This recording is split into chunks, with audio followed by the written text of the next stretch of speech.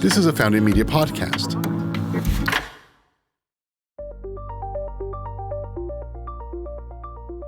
Welcome back to Defense Innovation from Tanks to Teleportation. I'm your host, Dan Dillard. In this series, we explore the intersection of technology, business, and national security with leaders of the Defense Innovation Unit, part of the U.S. Department of Defense. As always, I'm joined by my co-host, Zach Walker, and today we have a guest with a particularly impressive resume, Steve Wert. Steve is a Program Executive Officer for the Air Force Life Cycle Management Center, where he leads more than 3,500 airmen, government civilians, and support contractors in the acquisition of software and weapon systems, and works closely with the DIU to create new innovation for the Air Force. Let's just jump right into the exciting conversation with Zach and Steve.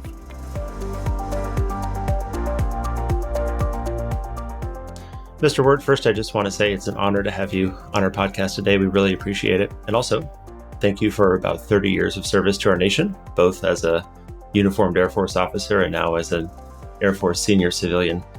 It's very impressive to see your background. And I would like to, if possible, talk a bit more about what it means to be Program Executive Officer for Digital. It's a huge deal in the United States Air Force. And if you could, for the audience, just explain a bit, what is a PEO? What does that mean? What do they do? Well, your comments are too kind. It's a portfolio of programs, and there are probably 14 or 15 program executive officers in the Air Force, and the life cycle management of our systems is the responsibility of those PEOs. They all of the PEOs know each other. We've all done time together in the past, and the portfolios differ, though. So there's a portfolio focused on, for example, mobility aircraft, another focused on fighter bombers. Our portfolio in digital is really diverse. It's geographically diverse. I have sizable teams in about 10 different states, and its content is diverse. It spans from command and control to air traffic systems to weather.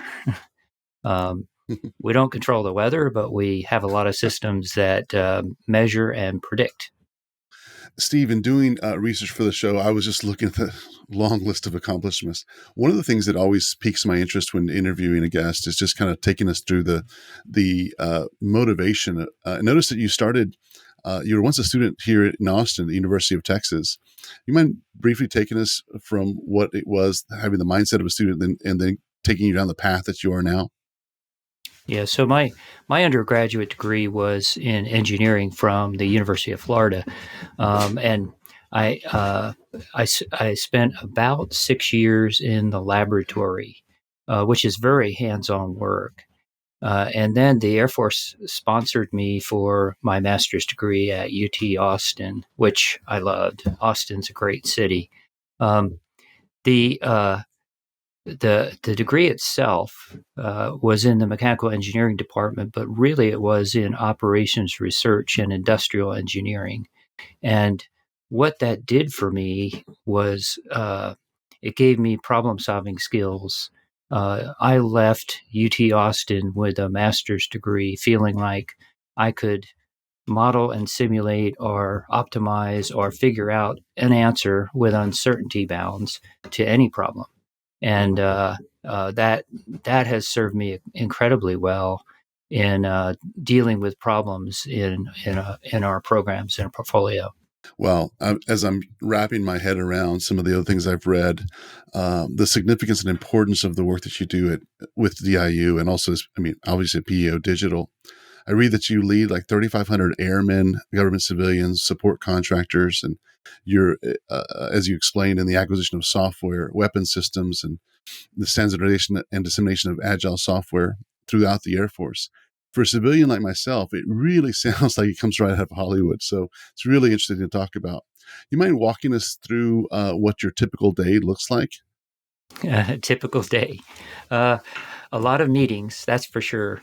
And in this unique environment right now, it's really been interesting to see how quickly we were able to adapt and still be productive. So obviously, aircraft depot work has to be in-person work, and to some degree, test center work has to be in-person work. But what we do really lends itself to continue to operate virtually.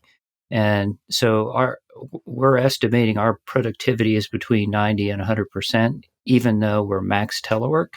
And even then, there are some examples like Kessel Run where their productivity actually went up as they went max telework because there were fewer distractions and less commuting time. So there are actually some advantages in some areas, especially where they're software intensive.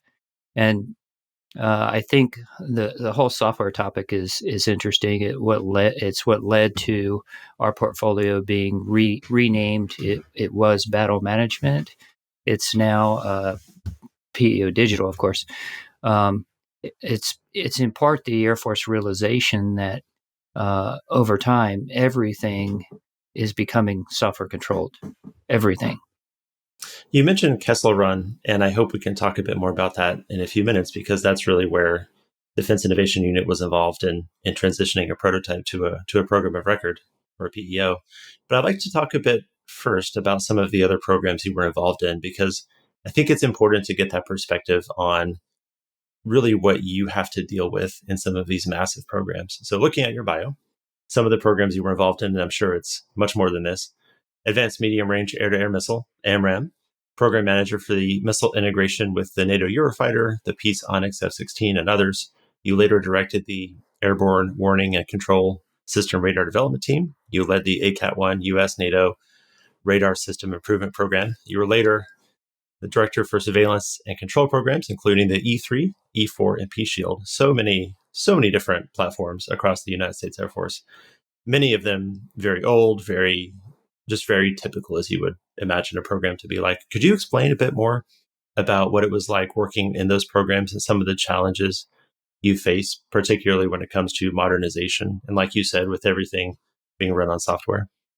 Yeah, so here we get into our traditional program management approaches have been very structured, very risk averse, and tend to not take into account the cost of delay.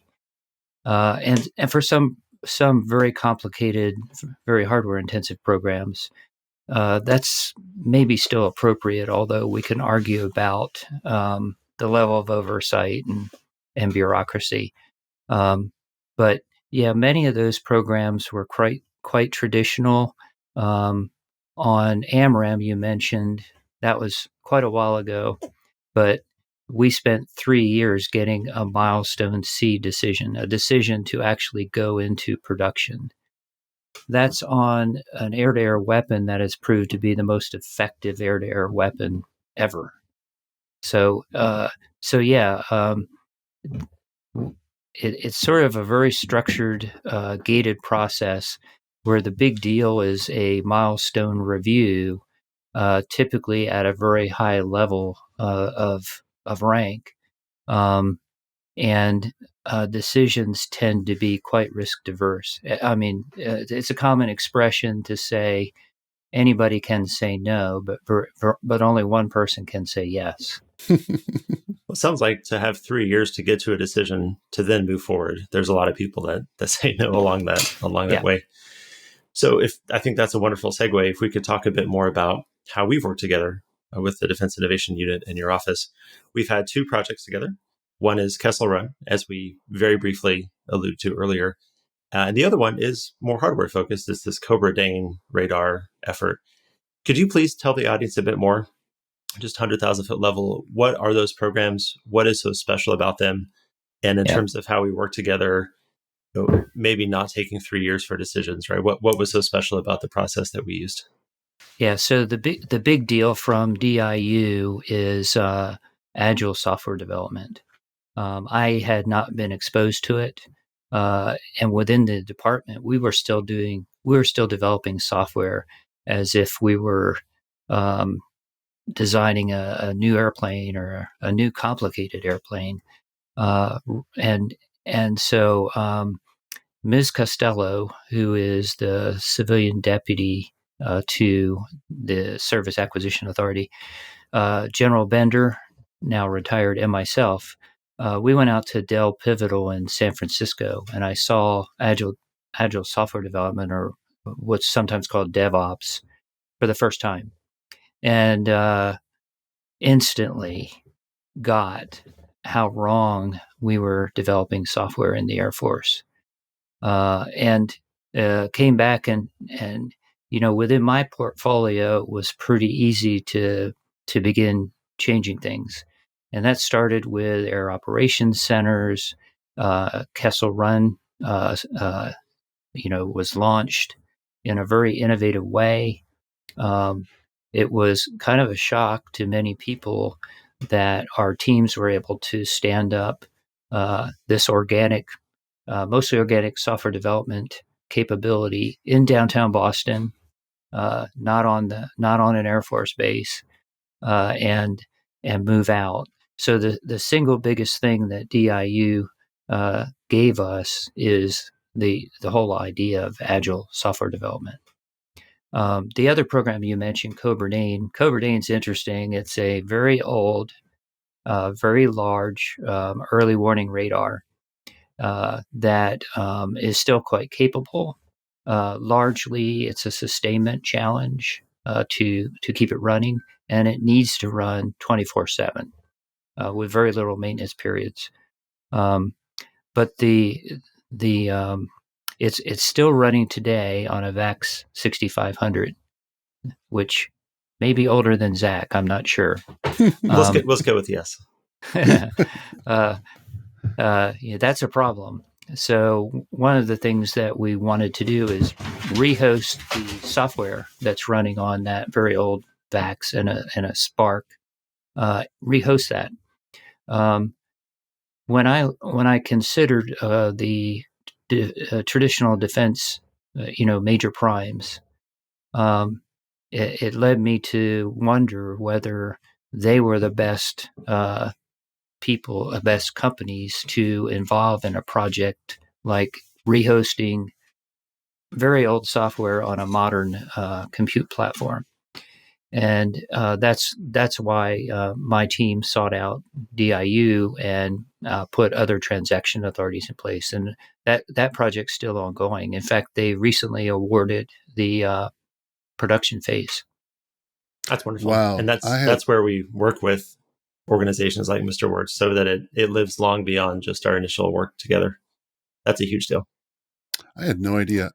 Kessel Run, again, that was more just the use of Agile software, or what does Kessel Run do in particular? Yeah, so Kessel Run emerged out of a large traditional program that we had been trying to execute for 10 years. We spent 5 years just trying to get to a milestone B decision. That is the decision to actually enter development. It took us 5 years to get that decision. And then 5 years later, we still hadn't delivered anything. So when DIU in Boston office was standing up, we actually wanted DIU to be very successful. We have a unique ecosystem in the Boston technology corridor here, and DIU was a way for us to better access, to expand our access, and we partner with a number of amazing different organizations here in the Boston area, whether it's the Northeastern Costas Research Center, the Mass Challenge is here, just to name a couple, because I don't want to go way down in the rabbit hole, but we looked at DIU as they stood up an office here as being a partner that we wanted to work with. And so when DIU asked us for project ideas, we identified the idea of a tanker planning tool. It was actually an unfunded requirement in Air Combat Command's priority list. It fell below their funding line, and it looked like a possible quick win, and it definitely was because it got a lot of attention. Could you speak a bit more about what that means for those that aren't familiar when we say unfunded requirement? I think there's a perception that, well, the DoD, we have $700 plus billion. We can just do whatever we want. And you mentioned earlier, DIU's effort allowed you to walk into Pivotal and see Agile software development. I think people would also assume, well, why wouldn't you just be able to do that without us? If you could just describe why it's not as simple as it sounds for someone in your position, one of only 14 PEOs, to be able to do these things quickly. Right. The department may have $700 billion, but I don't. So we have the program funding that we have. And so we work closely with users and are using MAGCOMs to prioritize what their capability needs are. And an unfunded requirement is simply a requirement that in those rack and stack of priorities falls below the funding line. So that was just a case there. How did DIU help us with Kessel Run? I believe Colonel Enrique Odi, who has recently retired, he had a vision while he was at DIU to bring Agile DevOps to the Air Force, and so he really was a key player in this standing up of Kessel Run. So much so that we actually hired him away from DIU and made him the commander of the detachment that now operates Kessel Run. Really a Renaissance guy. And another part of the innovation of Kessel Run, because Enrique Odi didn't have acquisition experience. He was not a program manager. He was a cyber operations guy. So, a lot of innovation in one place there. You also mentioned the tanker planning tool, and it was one of the things you brought to DIU as far as, trying to get a quick win there. What was the tanker planning tool, and why was that important? Oh yeah, our Air Force is replete with these examples where we require our airmen to do repetitive, tedious work that could be readily automated. And in the case of the tanker planning tool, you can picture markers and whiteboards trying to optimize refueling operations dependent on what is going on in any given day. That's clearly an integer optimization problem that a computer can solve very quickly. So that's just one example. But there are workflow operations, all over the Air Force where an airman has to write something down on a sticky note and walk across the room and input it into a different database. It's just in part. Many of our systems were developed, before so many things could be software controlled.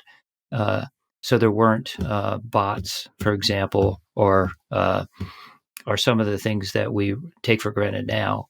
On behalf of our airmen, though, we need to accelerate that kind of technology adoption because we ask airmen who at home have access to many different tools and they're used to using them, and we bring them in and require them to do things that are very tedious and very manual. Right. Sounds like you had the systems, but they weren't talking to each other, and it was required in that manual input. And this tanker planning tool made things much more efficient, and I'm sure a lot of people really loved that. Yeah. In fact, the tanker planning tool immediately started saving fuel and required deploying fewer tankers.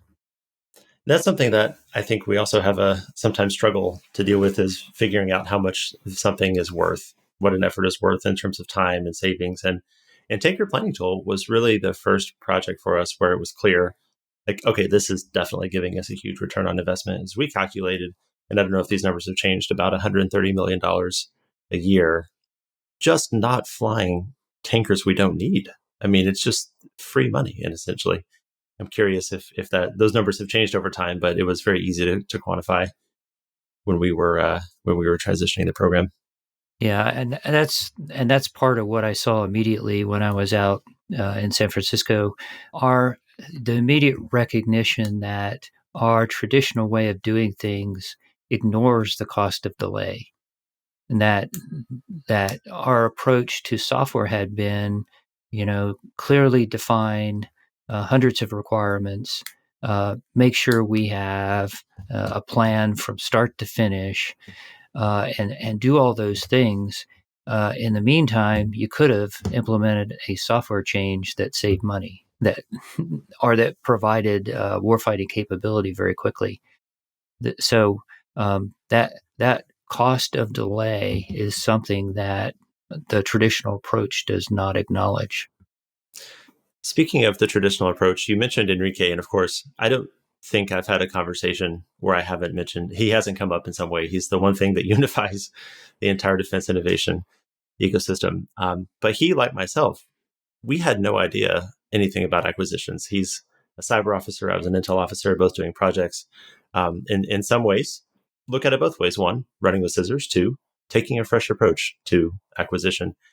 And I know that for some folks, that doesn't always feel right, or sometimes rubs people the wrong way. And I know the Tanker Planning Tool and the whole effort, it certainly wasn't a foregone conclusion. Could you speak a bit about your first impressions of the project of DIU, of this radical approach to acquisition, as well as any other perceptions that you saw across your community? And did it change? Yeah, so I was absolutely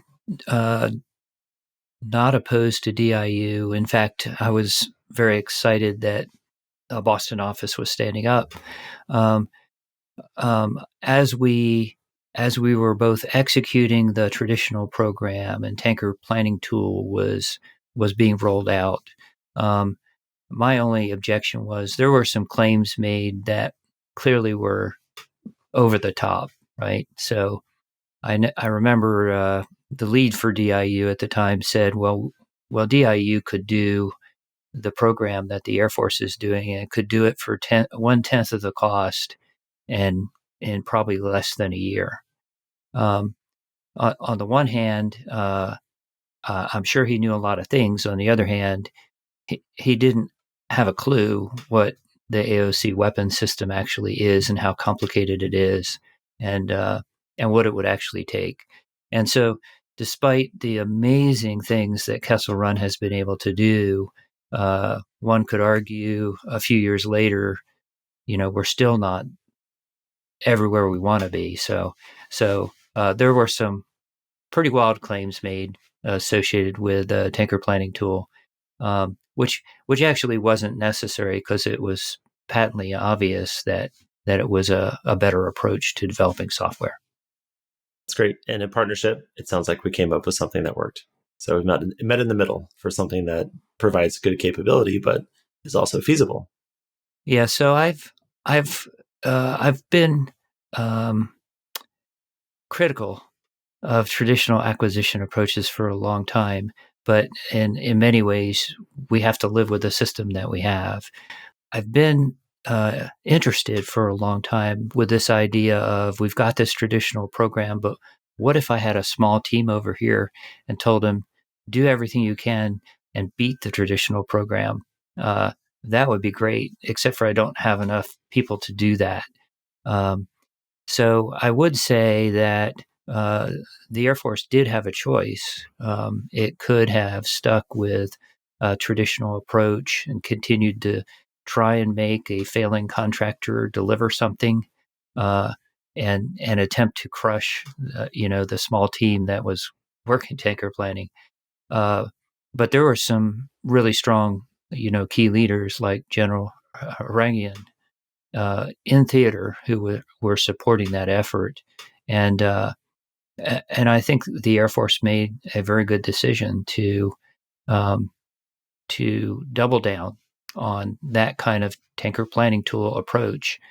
And what came out of that was Kessel Run, which today is a pretty impressive thing to see. Obviously, going back to the speed at which we develop things is really important. We're seeing more and more of that. It makes me think of this new world since coronavirus has come out, and it's kind of changed the entire world and crippled it in a lot of ways.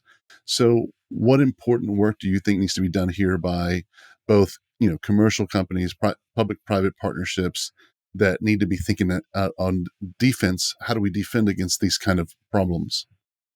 So what we've been doing since this onset, if you will, has been for the first time recognizing that what we do every day is actually mission essential. That hasn't ever happened before. So in the past, with a government shutdown, we were all furloughed.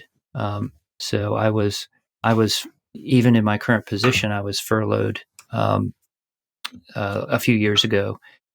So this became a sudden realization that the acquisition, what we do either affects near-term readiness, or it definitely affects long-term readiness, or it has a huge impact on the defense industrial base.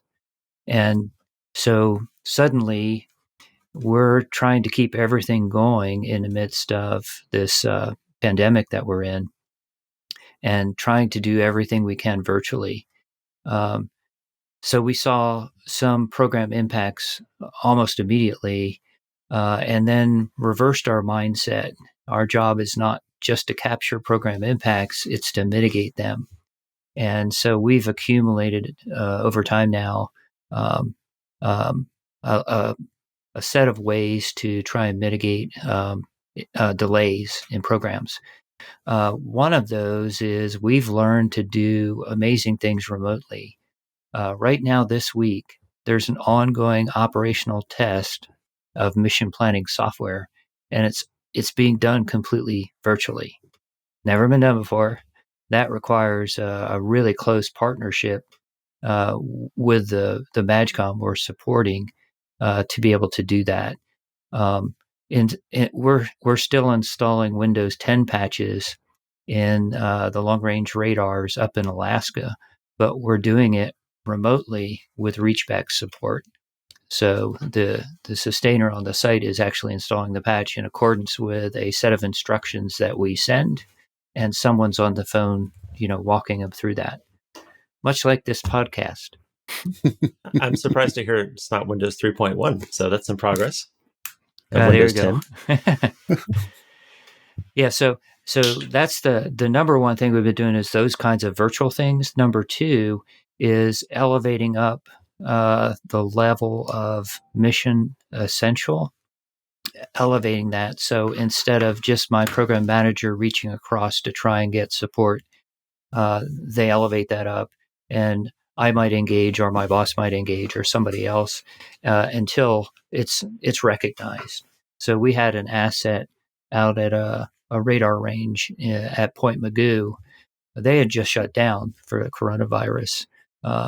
So we pushed the level up to elevate until someone out there recognized, what you're asking for is mission essential, and we'll go get it done. So that's what we've been doing in this environment. I don't know if there are lessons in there for commercial companies. I will say right behind those two are simply a set of things that industry on its own has done in order to keep things moving, like going to multiple shifts to still be able to operate with social distancing. So that's what we've been doing, but I think we're all learning a lot in this experience. Do you think this opens up opportunities for groups like us and DIU to do more projects that bring in current commercial technology that generally is built with remote operations and and current operations in mind? Yeah. So right now, there's an expression and a new acronym being used within the Air Force. It's called Return to Full Capacity, RTFC. My response to that right now is we are operating at full capacity. And that's the difference in the kind of work that we do. Not everyone can do that, but we are operating today at full capacity. So it was kind of a shock last week. I was invited to speak at an event in Oklahoma City for 20 minutes. And it was a shock because my mindset is, travel is a problem. And why would I go all the way to Oklahoma City in order to speak for 20 minutes? But I did it last year. So yeah, there's a whole lot of lessons learned out of all this. Wow. It's not unusual for a senior industry vice president, for example, to fly in and have a 30-minute courtesy visit with me to discuss something and then fly home. And we did that. Now we're doing it with phone calls. And I'm thinking, why would we go back to doing it the in-person way? It's much more efficient, much friendlier on the environment for sure. As we wrap up, I want to first thank you so much for the time you've spent with us. But I do want to ask one question because we just want to highlight the importance of working with the DoD and private partnerships. So what's the one piece of advice you'd offer leadership at both the DoD wanting to explore working with private sector solutions and also maybe companies wanting to work with the DoD? It's all about outreach and new partnerships because there are a lot of great communities out there. DIU is one. I mentioned Mass Challenge as well, and NCID. I don't know what the acronym stands for, NCID, but there are groups you can partner with who actually are very experienced at developing startups and small businesses. And what the Air Force is trying to do is get in at the ground floor. So we want to create more companies that want to work with the Department of Defense, not fewer. And the trend we've been on for a long time, is not positive with respect to how many major defense industry partners we end up with. In fact, if we don't act on this, fewer and fewer companies will want to do work with the Department of Defense. And that's where the DIU mission fits in, and it's where a lot of other organizations can help. We couldn't agree more. So, Mr. Wert, as an Air Force officer, I'm a bit biased. I think our service is pretty good about working with commercial companies, but not all services are, and certainly not all of the Air Force is. You've really been a champion for working with commercial companies through organizations like DIU. Do you have any advice for your fellow PEOs or the rest of the DoD onto how to work with these companies, what the benefits would be for their programs? Absolutely. Although I'm always hesitant to advise another PEO, they're very experienced. Part of it's the nature of my portfolio. It's a lot of software, a lot of legacy programs that could benefit from technology, and that's the key recognition is if you look at Agile DevOps, we didn't learn that from inside the department. We didn't learn it from our traditional defense primes. We actually had to learn it from outside, and you immediately have to wonder what else do we not know about. And so when we do work with DIU or Mass Challenge or any of these outside groups, we get exposed to what the commercial world's doing. And they are ahead of us in technology. That's a problem. So that's why we're interested in working with different kinds of companies. So we have projects that benefit from both. So we have large defense primes who have the domain knowledge, working in command and control or working in defense radars, but mixing those with a set of maybe smaller, fairly recent startups who have niche capabilities like configuration management of a software tool pipeline. That's probably not something you want major defense prime doing. So that's our big interest. It's the realization, number one, we've been on a small business push for quite a while, but the realization that the commercial world is ahead of us in a lot of these technologies. We need to catch up. Mr. Wert, thank you so much for joining us today. I know I learned quite a bit. I'm sure our audience did as well. Yes, thank you too. for connecting the dots. Hey, thank you, Zach. Thanks, Dan. Good conversation.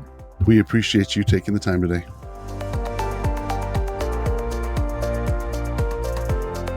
Once again, thank you so much, Steve, for joining us today and sharing some incredible insight into your work. You are truly an expert. It's really cool to see the DIU in action and creating solutions for our Air Force. If you enjoyed this episode, please subscribe and share with a friend. We'll be back soon with more about the impressive work the Defense Innovation Unit is doing. Defense Innovation from Tanks to Teleportation is created in partnership between the U.S. Department of Defense and Founding Media. To learn more about the Defense Innovation Unit, please visit the links in our show notes. Thank you as always for listening.